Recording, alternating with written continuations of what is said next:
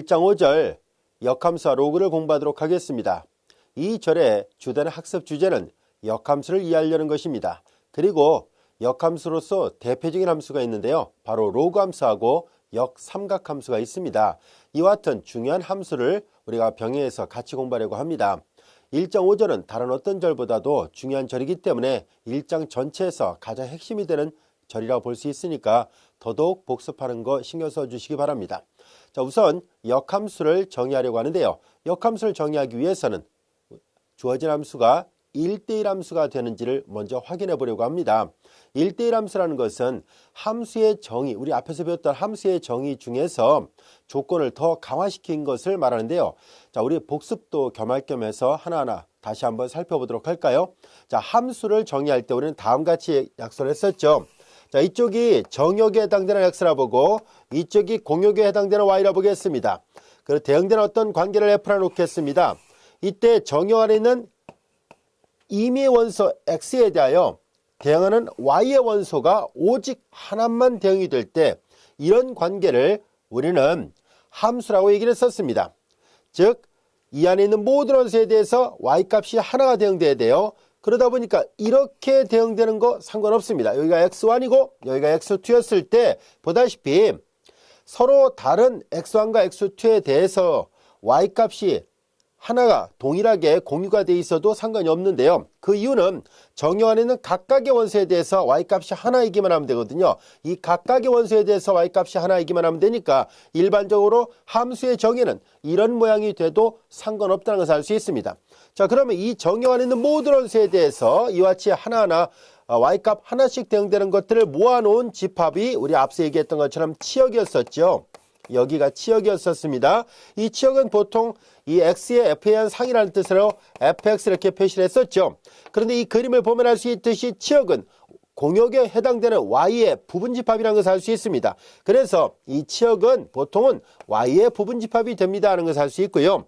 그리고 이 그림에서 보면 알 수 있듯이 정역 안에 있는 모든 원소가 이와 같이 y 안쪽에 들어가게 됐죠. 그래서 보통 이제 함수를 말할 때 int 펑션이라는 말을 사용합니다. int 우리말로 번역할 때 안으로의 함수라고 얘기를 하죠. 안으로의 함수라는 말을 사용하게 됩니다. int 펑션인데요.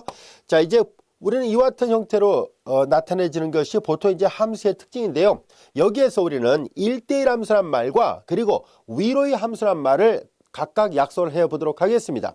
먼저 1대1 함수란 것은 이런 현상이 나타나서는 안 된다는 것을 말하려고 합니다. 즉, 여기 보다시피 정역 안에 서로 다른 두 원소에 대해서 y값이 동일하게 같아지는 경우도 가능하다라고 얘기를 했었는데 이래서는 안 되는 조건, 즉 다시 말해서 x1과 x2가 서로 다를 때 대응하는 함수값 fx1과 fx2가 서로 다르다면 이렇게 되어 있는 함수는 원상, 이건 상이라고 이걸 원상이랍니다. 이미지, 프리이미지라는데요. 이 프리이미지가 서로 다르면 이미지 값도 서로 다르게 됐을 때를 우리는 1대1 함수라고 정의하도록 하겠습니다.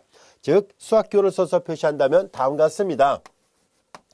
만약에 x1하고 x2가 서로 다르다고 가정할까요? 그랬을 때 fx1하고 fx2가 서로 다르게 될 때입니다. 즉, 이런 일이 벌어지셔서는 안 된다는 얘기죠. x1의 상 fx1과 x2의 상 fx2가 같을 수도 있지만 일반적으로 함수의 정의 안에서는 이것이 서로 다르게 나타날 때입니다. 자, 이렇게 됐을 때는 우리는 주어진 함수를 1대1 함수라고 얘기를 합니다. 이런 모양을 만족할 때, 이것을 만족할 때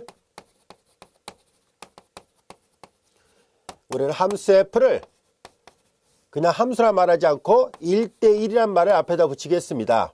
1대1 함수라 얘기를 합니다. 또는 예전 책에는 보통 이제 단사 함수라는 말로 사용하기도 하죠. 그래서 1대1 함수, 단사 함수 그냥 혼용해서 사용하도록 하겠습니다. 자, 그런데 이 명제가 참이면 이 명제의 대우명제도 참이죠. P면 Q이다가 참이 되면은 Q가 아니면 P가 아니다도 참이에요. 그래서 Q가 아니면 즉 fx1하고 fx2가 서로 같다면은 그러면 x1하고 x2도 같아야 된다. 이 말이나 이 말은 뭐 같은 말이에요. 혼용해서 사용하도록 하겠습니다. 자, 이렇게 됐을 때 주어진 함수를 우리는 1대1 함수 또는 단사함수라 하겠습니다라는 얘기고요. 그것을 여기에 표현을 했습니다. 여기 x1하고 x2가 서로 같지 않다면 fx1하고 fx2가 서로 같지 않을 때 단사 또는 1대1 함수라 한다는 것 이해되셨죠? 자, 그러면 이제 우리는 어떤 함수가 1대1 함수인지 아닌지는 수식관계를 보면 이렇게 되어 있습니다. 이것 또는 이걸 만족하는 것을 보면 되는데요. 만약에 그래프가 그려져 있다면 훨씬 더 쉽게 우리가 1대1 함수가 되는지 안 되는지를 확인해 볼 수 있습니다. 이것은 마치 우리는 앞에서 함수가 되는지 안 되는지를 조사할 때 버티컬 라인, X축에 수직이 되는 직선을 그었을 때 그때 우리가 오직 한 점에서 만나게 되면은 그때는 함수가 되고 두 점 이상에서 만나면 함수가 아니라고 얘기를 했었잖아요. 즉 함수를 판정할 때 수직선 판정법을 사용한 적이 있습니다. 자, 앞서 배웠던 수직선 판정법을 복수 삼아 다시 한번 보겠습니다. 이 수직선 판정법에 의하여 예를 들어서 이 원과 같은 경우는 이건 함수가 아니었어요. 왜냐하면 X축에 수직이 되는 직선을 이렇게 그었을 때 X축에 수직이 되는 직선을 그어봤을 때 여러분들이 보면 알 수 있듯이 서로 다른 두 점에서 만나죠. 이건 함수가 아닙니다. 그리고 마찬가지로 이렇게 옆으로 눕혀져 있는 포물선 같은 경우도 X축에 수직이 되는 직선을 그었을 때 두 점에서 만나니까 얘네들은 각각 원의 방정식, 포물선의 방정식이라 얘기를 하지 원의 함수, 포물선의 함수라고 말하지 않습니다. 그래서 얘네들은 함수가 아니었다고 할 수 있죠. 그러나 그에 반해서 같은 포물선이라도 이렇게 세워져 있는 포물선은 이렇게 어디에서 이렇게 수직선을 긋더라도 오직 한 점에서만 만나고 있으니까 이것은 함수가 맞구나 라는 것을 알 수 있습니다. 자, 보통 이런 경우는 y = x의 제곱이 형태로 되어 있고요. 얘는 x의 제곱 플러스 y의 제곱 이퀄 a의 제곱, 반지름 a는 1이었다고 봤을 때요. 얘는 x = y 제곱 이렇게 되어 있습니다. 그 다음에 이제 우리가 다른 예문 하나 또 들어볼까요? 예를 들어서 y는 이퀄 x의 3승 같은 그래프는 역시 x축에 이렇게 수직선을 그었을 때 만나는 점이 오직 하나밖에 없으니까 이런 경우는 각각 함수가 됩니다는 얘기고요. 이렇게 x의 거듭적으로 되어 있을 때 거듭제곱 함수라 얘기를 합니다. 보통 이제 거듭제곱의 숫자가 정해져 있으면 2차, 3차에서 2차 함수, 3차 함수 이렇게 얘기를 하죠. 이와 같이 수직선 판정법은 함수가 되는지 안 되는지를 조사할 때 사용했던 판정법이었는데요. 이번에는 이 수직선 판정법과 비교가 되는 말로서 수평선 판정법이라는 것을 사용해 보려고 합니다. 수평선 판정법은 뭘 하려고 할 때 사용하냐면은 수직선 판정법은 함수 유무를 조사하죠. 함수가 되는지 함수가 안 되는지를 판정할 때 수직선 판정법을 사용한다면 수평선 판정법은 1대1 함수가 되는지를 판정할 때 사용합니다. 1대1 함수가 되는가 안 되는가, 자, 이것이 되는지 안 되는지를 OX 이렇게 이런 걸 판정할 때 사용하려고 합니다. 자, 그러면 우리는 1대1 함수 유무를 한번 살펴보도록 할까요? 여기 잘 보면 1대1 함수라 얘기를 했었으니까 이 함수이면서 다시 1대1이라는 수식어가 붙잖아요. 그러니까 이 수평선 판정법으로 1대1 함수 유무를 조사할 때는 첫 번째와 두 번째 그림처럼 원의 방정식이나 포물선의 방정식을 사용하지는 않습니다. 함수가 되는 거 안에서만 조사를 하려고 해요. 아시겠죠? 자, 그래서 일단 x의 3승 그래프 같은 경우를 다시 한번 살펴볼게요. x의 3승 그래프 같은 경우는 y는 이퀄 x의 3승인데요. 자, 앞서 수직선 판정법으로 이미 함수라는 것을 확인할 수 있었는데요. 이제 수평선 판정법으로 확인해 보겠습니다. 이렇게 수평선 판정법으로 확인했을 때 수평선과 이 주어진 함수가 오직 한 점에서만 만난다면 얘는 1대1 함수가 됩니다. x값 하나에 y값 하나씩 대응된다는 뜻이거든요. 그래서 얘가 1대1 함수가 맞구나 하는 것을 알 수 있습니다. 자, 이번에는 왼쪽에 있는 y = x의 제곱을 가지고 해보겠습니다. y는 이퀄 x의 제곱이 이렇게 있을 때 얘는 이제 y = x의 제곱이에요. 자, 역시 마찬가지로 수평선을 그어보는데 이렇게 수평선을 그었을 때 두 점 이상에서 만나게 되면 이것은 1대1 함수가 아닙니다. 왜냐하면 서로 다른 두 x값에 대해서 y값을 공유하고 있기 때문에 이와 같이 수평선 판정법으로부터 수평선이 그래프하고 오직 한 점에서 만나면 1대1 함수가 되고 두 점 이상에서 만나면 이런 경우는 1대1 함수가 아니라는 것을 알 수 있습니다. 자, 이와 같이 우리는 수직선을 이용해서 함수 유무를 조사하는 것도 가능하고 수평선을 이용해서 1대1 함수 유무를 조사하는 것도 가능하다는 것을 알게 됐습니다. 자, 지금까지 설명했던 것을 요약하는 게 바로 여기 나와 있습니다. 수평선 판정법인데요. 자, 이제 수평선 y = k니까 수평선이에요. 이 수평선과 그래프의 교점이 2개 이상이면 1대1 함수가 아니고 하나가 주어진다면 딱 한 점밖에 없다면 1대1 함수가 맞습니다 라는 것을 알 수 있습니다. 간단한 예문 하나 또 살펴보도록 할까요? y = x의 3승은 1대1 함수인가 하는 것이 예제 1번입니다. 확인해봤죠? y = x의 삼승은 이렇게 확인해보니까 1대1 함수가 맞습니다. 예제 2번은 y = x의 제곱은 1대1 함수인가 하는 문제인데요. 이거를 확인해보니까 두 점에서 만나기 때문에 1대1 함수가 아니라는 것을 알게 됐습니다. 여기까지 이해됐죠? 자, 이제 우리는 1대1 함수가 어떤 함수인지를 알게 됐는데요. 우리는 이제 1대1 대응, 즉 역함수, 전단사 함수를 만들려고 하거든요. 전단사 함수를 찾아서 그로 인해서 역함수를 찾는 것이 우리의 과제예요. 자, 그래서 우리는 전사함수란 것을 살펴보려고 합니다.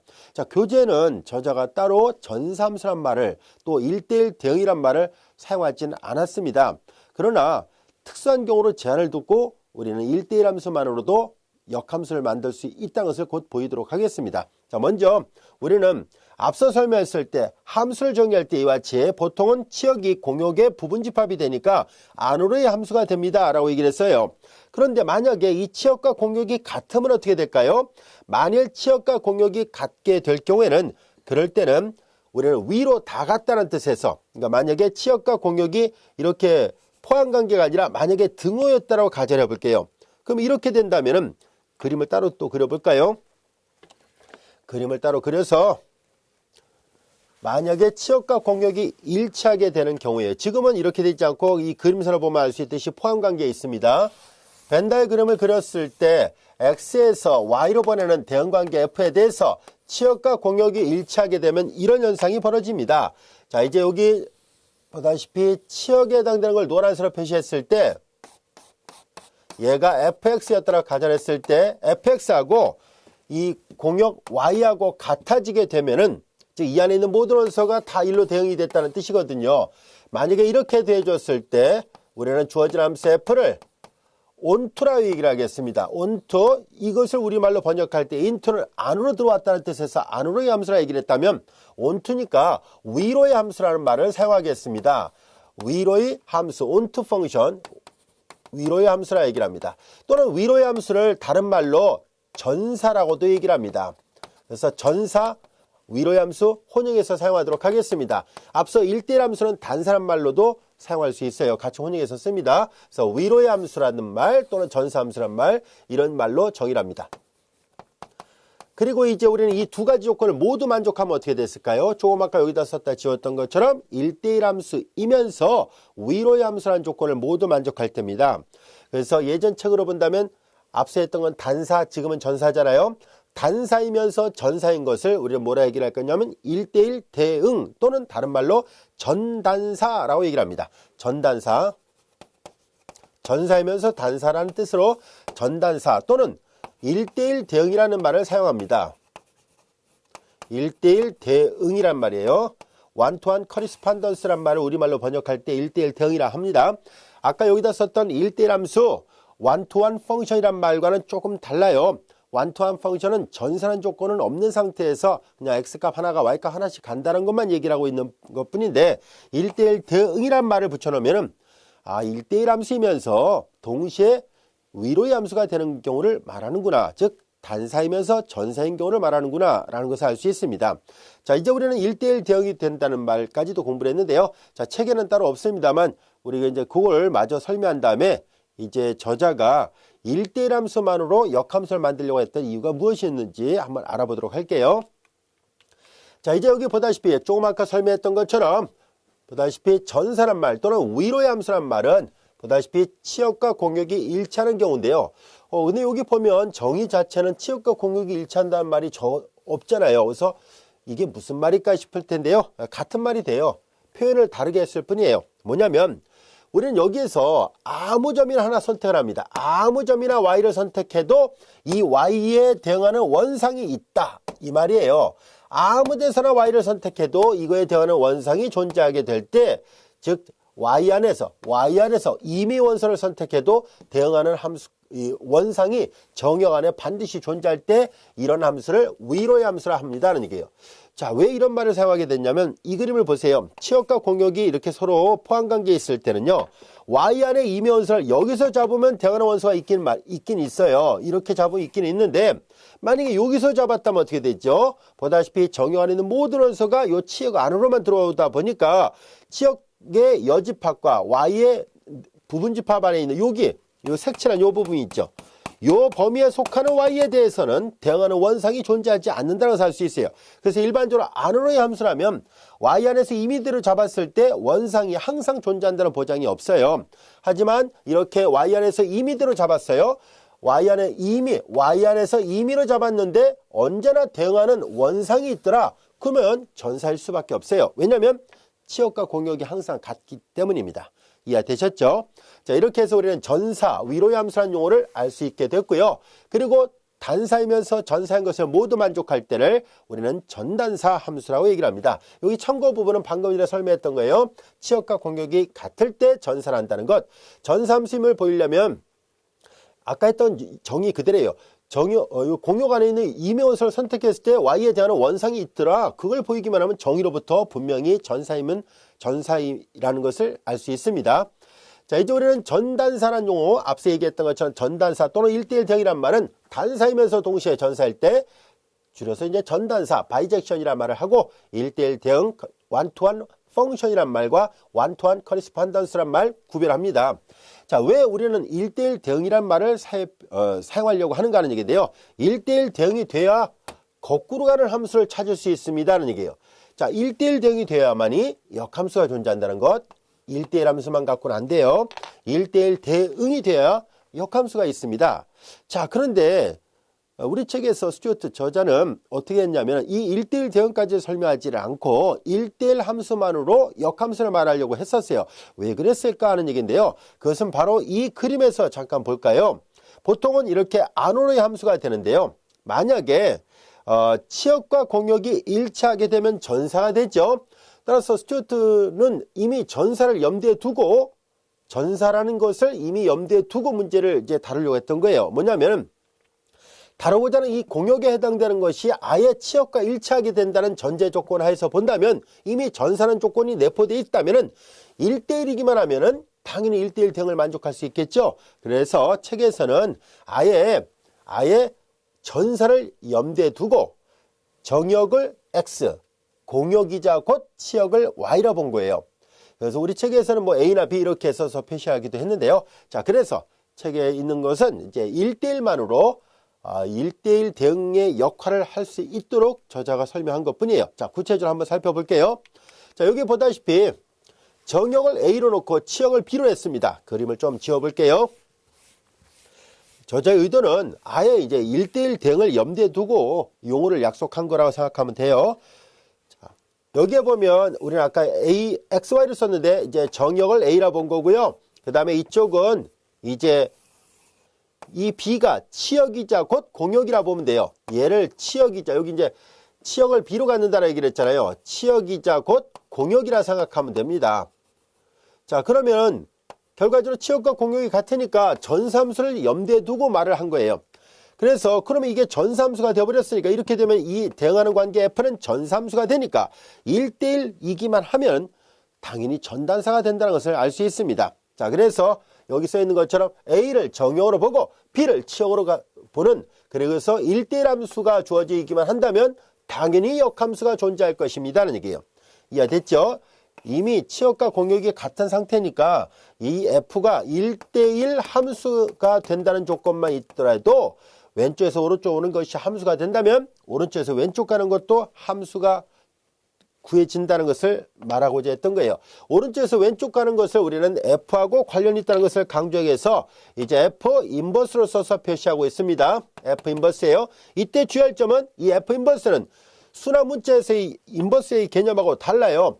순화 문자에서 인버스는 역수의 뜻을 가지고 있지만 F 인버스는 역수의 뜻을 가지고 있지 않는 고유의 기호입니다. 즉 다음 같은 것을 구별하라는 얘기예요. 참고로 우리가 만약에 2의 마이너스 1승은 분명히 2분의 1을 뜻합니다.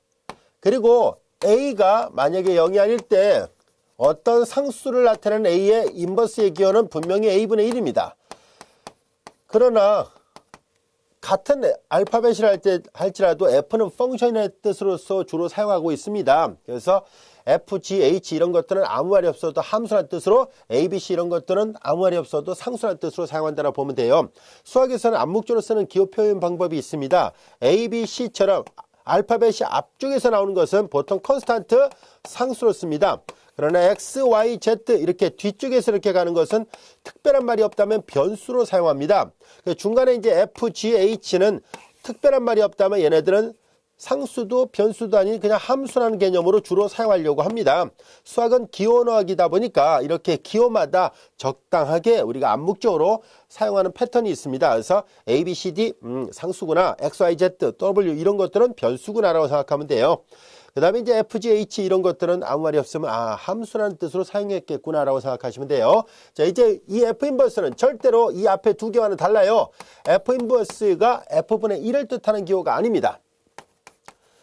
자, 그래서 수나 문자일 경우 이것들 같은 문자라도 앞쪽에 있는 상수를 나타냅니다. 이들은 인버스가 역수의 뜻을 담고 있지만 F 인버스는 절대로 F분의 1을 나타내고 있지 않습니다. 오른쪽은 함수의 역수로 정의된 함수를 말하지만 얘는 역함수를 말하기 때문에 전혀 다른 기호라는 것 잘 알아두세요. 자, 이제 우리는 왼쪽에서 오른쪽으로는 대응관계 x를 y로 대응하는 것을 왼쪽에서 오른쪽으로 이렇게 대응을 시켰을 때가 f였더라 보겠습니다. 그런데 F 인버스는 거꾸로 대응시키는 것을 말하거든요. F 인버스. 그래서 이 그림을 잘 들여다보면 다음 같은 관계가 성립한다고 할 수 있습니다. X의 F에 의한 상이 Y예요. 즉 Y는 이퀄 F of X 이렇게 됩니다. X의 F에 의한 상이 Y와 같다는 얘기입니다. 그런데 이 식을 또 잘 살펴보면은 같은 대응관계인데 F로 표현했느냐 F 인버스로 표현했느냐의 차이만 있을 뿐입니다. 그래서 이들 사이의 관계는 또 이렇게도 말할 수 있네요. 자, 이제 Y의 F 인버스에 의한 상이 X가 돼요. 이런 대응관계가 이 그림을 보면 나와 있다는 것을 알 수 있습니다. 그래서 우리는 이 F가 하나 주어졌을 때 F 인버스를 역함수라고 얘기를 합니다. 그래서 역함수 X를 F에 의해서 보면 Y가 되고 Y를 F 인버스로 보면 X가 된다는 거 어렵지 않아요. 아주 알기 쉽게 이해를 돕기 위해서 설명하면 이렇게 이해하면 더 쉬울 것 같네요. 자, X하고 Y가 형제예요. 그래 F는 누구누구의 형이 누구다 이런 의미로 사용한다고 볼까요? 즉 F는 가로 안에 있는 사람이 누구누구의 형이라는 뜻으로 사용한다라고 가정할 그 문장을 수학기호로 표현했다고 보겠습니다. 그러면 X의 형이 Y다 이 말이에요. 자, 그럼 어떤 형제 관계에서 Y가 형이고 X가 동생이었다고 볼까요? 그러면 F는 누구누구의 형이라 한다면 F 인버스는 반대로 얘기하는 것이라고 생각하면 돼요. 누구누구의 동생 이런 의미로 사용한다고 본다면 F 인버스 자, 그러면 누구누구의 동생이 누구다 이런 뜻이에요. 그래서 X의 형이 Y다. Y의 동생이 X다. 같은 관계잖아요. 아시겠습니까? 즉 다시 말해서 X하고 Y 사이 둘 사이의 관계를 F를 이용해서 표현하고 F를 이용해서 설명했느냐 아니면 F 인버스를 이용해서 표현하고 F 인버스를 이용해서 설명했느냐의 차이만 있을 뿐입니다. 그래서 그들의 관계에 서로 역관계를 나타내요. F의 관계와 F 인버스는 서로 역의 관계예요. X의 형이 Y고 Y의 동생이 X다 이 말이니까 둘 사이의 관계 자체는 전혀 변함이 없는데 그들을 설명할 때 어떤 표현을 이용해서 설명했느냐의 차이만 있을 뿐입니다. 이해되셨죠? 그래서 자 이제 이것을 우리가 역함수라고 여기 보다시피 이런 관계 여기 설명한 것처럼 F 인버스 Y는 이퀄 X 그리고 FX 이퀄 Y는 같은 이거 수학적으로 동치란 얘기예요. 같은 말입니다라는 얘기예요. 그렇잖아요. 동생과 형의 위치가 바뀐 건 아니잖아요. 그래서 다시 강조할게요. X의 형이 Y다. Y의 동생이 X다. 둘 사이의 관계는 전혀 변하지 않았습니다. 단지 설명, 표현만 약간 달라진 것 뿐이에요. 이제 이와 같이 해서 역함수를 우리가 이해할 수 있게 됐는데요. 자, 그러면 여기 잘 보세요. 이 그림을 보면 알 수 있습니다. F 인버스의 정역은 이쪽이죠. 얘는 F 입장에서 보면 치역과 같습니다. 치역과 공역이 지금 일치하는 집합이에요. F의 치역이 곧 F 인버스의 정역이 되고 F 인버스의 치역은 F의 정역이 될 것이라는 것을 이 그림 관계를 보면 명백하게 알 수 있습니다. 이해되셨죠? 자, 이제 우리는 간단하게 F의 관계로부터 F 인버스를 찾는 문제를 알아보려고 하는데요. 자, 다음 예문을 한번 살펴보도록 하겠습니다. 자, F1이 5고 F3이 7이고 자, 알기 쉽게 예제 3번에 문제를 그림으로 한번 형상화 시켜 볼게요. 자, 여기 1은 5로 가고 그 다음에 3은 7로 갔습니다. 그리고 8은 마이너스 10으로 갔다라고 했을 때 이런 대응관계를 여기가 A고 여기가 B였다고 볼게요. 이것을 F라 했었다면은 그럼 F 인버스는 어디로 가는지를 묻고 있습니다. F 인버스는 거꾸로 가는 거예요. 자, 첫 번째 F 인버스 7은 어디로 가는가? 이 7에 대한 상은 3으로 갔죠. 그다음 5에 대한 역상은 당연히 1로 갈 것이고 F 인버스 마이너스 10에 대한 상은 8로 간다는 것을 알 수 있습니다. 그래서 인버스 값을 구하는 거 전혀 어렵지 않다는 것을 알 수 있어요. 이해되셨죠? 자, 이제 우리는 여기 나와 있는 이것을 뭘 나타내려고 하냐면 우리는 F 인버스에 이제 관심을 가지려고 해요. 즉 다시 말해서 F 인버스도 하나의 함수거든요. 이걸 우리가 F의 역함수라 얘기를 했었죠.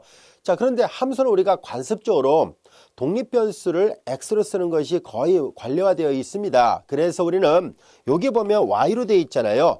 그래서 우리는 만약에 F 인버스에 초점을 맞춰놓고 즉 F 인버스 자체가 함수라는 것을 강조하려고 한다면 독립변수를 그냥 x로 쓰기로 약속을 하려고 합니다. 자, 그래서 이 F 인버스도 하나의 함수니까 독립변수를 x로 보겠습니다라는 얘기예요.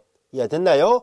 자, 그리고 이제 y를 종속변수로 본 거예요. 그러면 조금 전에 우리가 살펴봤던 것은 이거잖아요. 이들 관계거든요. 자, 이들 관계를 좀 더 명확하게 이해해 볼 수 있는 것은 뭐냐면 자, x의 f에 한 상이 y고 y의 f 인버스의 상이 x거든요. 자, 이렇게 서로 순환된다는 것을 잘 살펴본다면 우리는 다음같이 이해할 수 있습니다. f의 x에 의한 상이 y거든요. 얘가 y거든요. 즉 다시 말해서 그 다음에 f 인버스 y를 해보려고 해요. f 인버스 y인데요. f 인버스 y는 당연히 또 x잖아요. 이 그림을 잘 보세요. 이 그림은 왼쪽에서 오른쪽으로 오는 관계, 요 밑에 있는 이거는 오른쪽에서 왼쪽으로 가는 것을 말합니다. f 인버스 y가 x로 갔으니까요. 근데 여기에서 이 대응 관계를 여기다 대입합니다. f 인버스 y 대신에 fx를 대입하죠. 자, 이것이 x가 된다는 얘기거든요. 그런데 이 그림을 보면 충분히 이해할 수 있어요. 이게 여기가 치역과 공역이 일치하니까 전삼수이면서 단사가 되면 갔다가 되돌아오면 제자리로 온다는 뜻이에요. 자, 그래서 이 사실로부터 우리는 자연스럽게 F 인버스 서클 F는 이거 합사함수라는 얘기예요. F 인버스, 즉 F로 갔다 항상 합사함수 우측부터 계산합니다. F에서 F 인버스를 가면 항등함수가 된다는 것을 알 수 있습니다. 이거 아이덴터티의 약자를 쓴 거예요. 항등함수입니다 하는 얘기예요. 그래서 이제 여기 요 기호 표기가 여기에 나와 있습니다. 이해됐죠? 자, 이제 A 안에 있는 모든 x에 대해서 갔다가 되돌아오면 제자리로 되돌아온다는 뜻이고요. 같은 논리로 이제 B 안의 원소는 y인데 독립변수를 x로 간주하기 위해서 여기다 그냥 x를 쓴 것 뿐이에요. 그럼 여기가 만약에 x가 있었다면 x의 상을 1로 갖다가 다시 이로 오겠죠. 자, y라는 기호 대신에 여기를 만약에 독립변수를 x로 강조하기 위해서 x를 썼다면 이번엔 여기가 y가 되겠죠.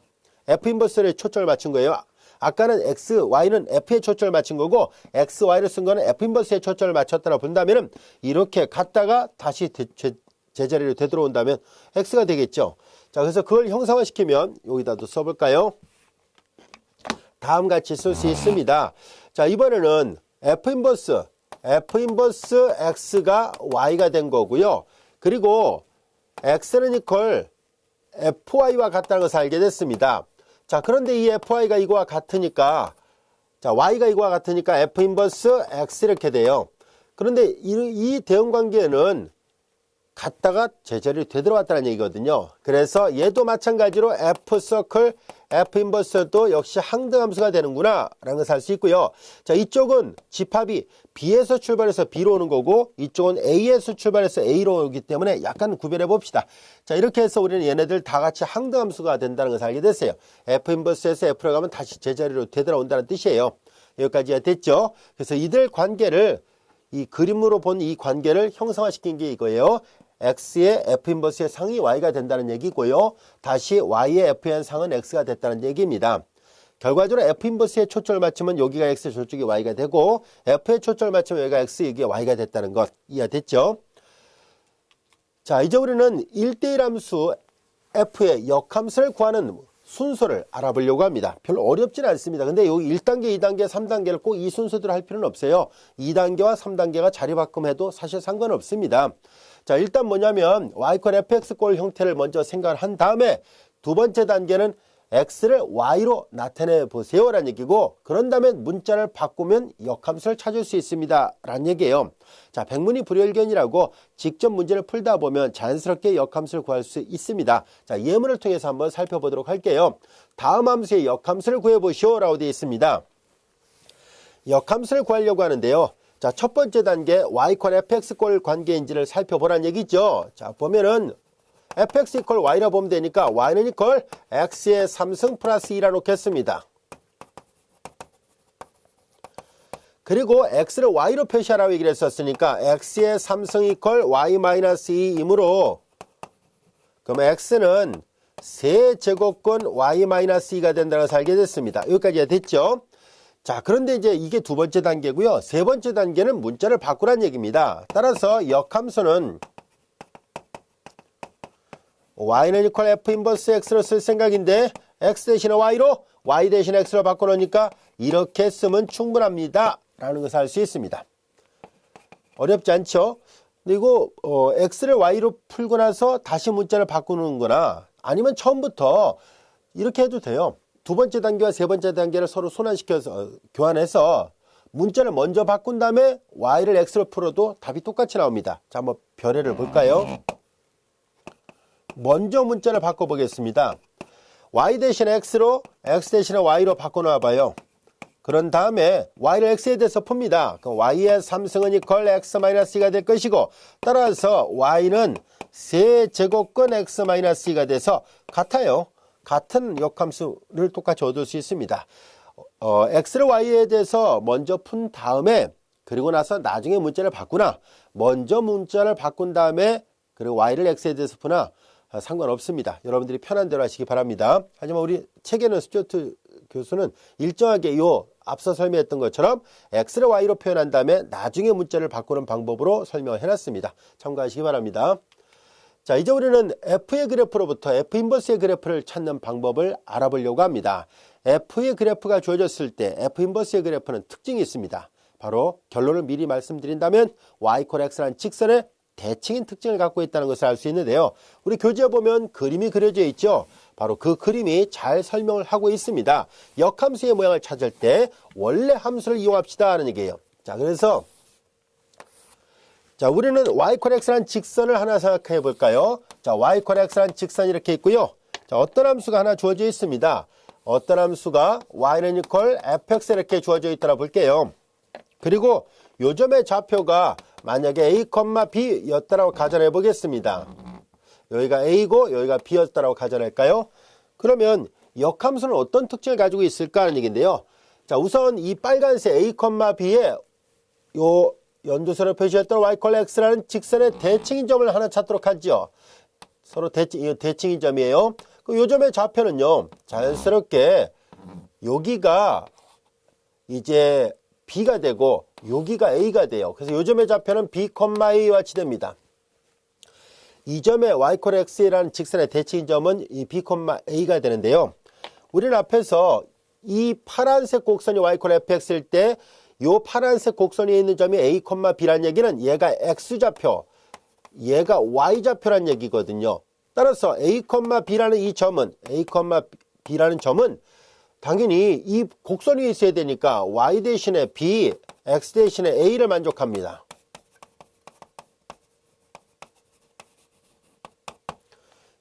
여기까지가 됐죠? 그리고 우리는 앞에서 뭘 배운 적이 있었냐면은 앞에서 이거 했었잖아요. y = fx는 f 인버스 y는 이퀄 x와 똑같은 말이에요. 동치거든요. 이 두 점 사이의 관계를 f 인버스를 이용해서 표시하면 이런 관계가 있다는 것을 알 수 있습니다. 그래서 b는 이퀄 f와 a는 x 대신 a, y 대신 b를 대입했다고 가정한다면은 이런 관계가 성립하겠죠. 이 관계로부터 여기가 b, 여기가 a가 될 테니까 f 인버스 b 그리고 이퀄 a가 되겠구나 라는 것을 알 수 있습니다. 이 말은 곧 무슨 말이겠어요? b하고 a는 f 인버스 곡선 위에 있어야 됩니다라는 얘기예요. 다시 말해서 f 인버스는 어디가 있을까 하고 살펴보니까 b, 이게 x좌표, 이게 역함수 입장에서 이게 x좌표거든요. 그래서 자연스럽게 다음 같다는 것을 알게 됐습니다. 뭐냐면은 노란색을 해볼게요. 자, b, a라는 점은 a, b가 y = fx라는 곡선 위에 있었다면 b, a는 자연스럽게 y는 이퀄 f 인버스 x라는 요 역함수 곡선 위에 있어야 되는구나 라는 것을 알게 됐습니다. 여기까지 됐나요? 그래서 여기가 y = fx고 여기는 y = f 인버스 x입니다. 여기를 독립변수로 여기를 이제 종속변수로 간주한다면 이런 모양입니다. 따라서 A, B가 Y, fx라는 곡선 위에 있어야 된다면 B, A는 F 인버스라는 곡선 위에 있어야 되고 여기서 얘를 X, 얘를 Y로 쓴 건 여기가 X축, 여기가 Y축이니까 두 함수를 같은 평면 위에다 그리려다 보니까 독립변수를 그냥 X로 간주한 것 뿐이에요. 아시겠죠? 자, 이제 이렇게 해서 결과적으로 Y, F 인버스 X는 즉 역함수는 Y, X라는 직선의 대칭 그래프구나 라는 것을 알게 됐습니다. 그래서 이제 역함수의 그래프를 그리는 거는 아주 쉽게 됐어요. 원래함수의 그래프만 잘 이해하고 있다면 역함수를 쉽게 이해할 수 있게 됐습니다. 자, 그런 관점에서 우리는 예제 5번의 문제를 한번 풀어보도록 하겠습니다.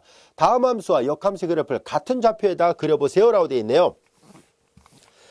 자, 우선 무리함수가 되어 있네요. 무리함수가 주어져 있으니까 자, 루트하는 값은 당연히 0보다 크거나 같아야 됩니다. 얘가 0보다 크거나 같아야 되고요. 무리함수가 정의되려면 이와 같이 돼 있어야 되거든요. 넘기면 x가 마이너스 1보다 넘어갔으니까 x가 마이너스 1보다 작거나 같아야 된다는 것을 알 수 있습니다.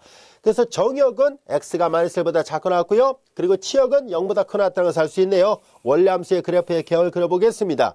여기가 마이너스 1이었을 때 루트 x잖아요. x가 마이너스 1보다 작거나 같은 범위 내에서만 그려지고 치역은 0보다 큰 무리함수의 그래프를 그려보면은 파란색으로 그려볼게요. 이런 식으로 그려질 수밖에 없습니다. 이 파란색이 y는 이퀄 루트 마이너스 1 마이너스 x의 그래프입니다. 근데 조금 전에 우리는 역함수는 y, x라는 직선의 대칭이다라고 얘기를 했었으니까 y, x라는 직선을 그려놓고 이 함수에 대해서 대칭을 그리니까 자, 이제 여기가 마이너스 1,0이면 이쪽으로 0, 마이너스를 지나게 되고 자, 그래프가 똑같이 그려줘야 되니까 대략 이런 식으로 그려줘야 되겠구나 라는 것을 알 수 있습니다. 그럼 이 그래프는 이제 그림을 그렸고요. 역함수의 모양은 어떻게 생겼을까 하는 것을 알아보려고 합니다. 앞서 얘기했었죠. 역함수는 일단 y를 y fx꼴로 되어 있으니까 x를 y로 표시합니다. 양변을 접하면 y의 제곱은 이퀄 마이너스 1 마이너스 x가 될 것이고 넘기면 x는 이퀄 넘어갔으니까 마이너스 1 마이너스 y의 제곱이 같이 됩니다. 자, 여기까지도 이해됐죠? 자, 이렇게 해서 우선은 x를 y로 표시한 겁니다. 이 식을 양변을 제곱을 하고 그 다음에 x를 한쪽으로 넘겨서 표시한 거예요.